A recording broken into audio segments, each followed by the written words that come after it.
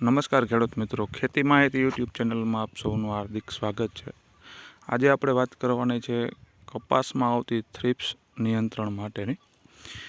તો અત્યારે હાલ આપ જોઈ શકો છો કપાસના પાકમાં થ્રિપ્સનો એટેક જોવા મળે છે।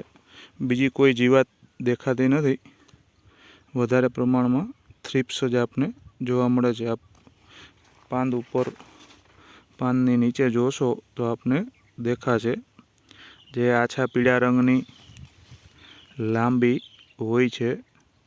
તો તેના નિયંત્રણ માટે આપે શું કરવું તે પછી જો તમારા કપાસના પાન પાછળ સેજ લાલાશ પડતા થઈ જતા હોય તો પણ તે થ્રિપ્સનો એટેક છે તે દેખાય છે આપને।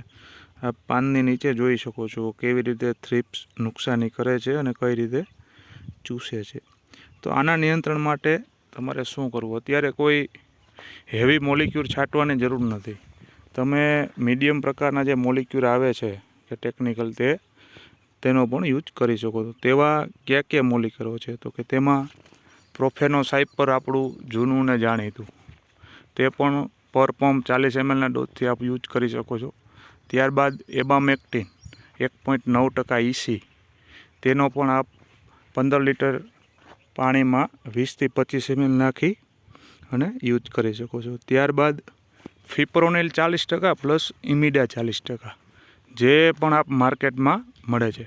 તો તેનો ખાસ ઉપયોગ એ છે કે તે થ્રિપ્સ, લીલી પોપટી અને મોલો મચ્છી ત્રણેય જીવાત હોય તો ત્રણેયને નિયંત્રણ કરે છે।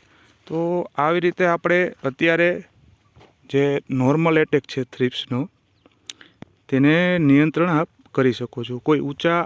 અત્યારે કોઈ ઊંચા મોલિક્યુલની જરૂર નથી।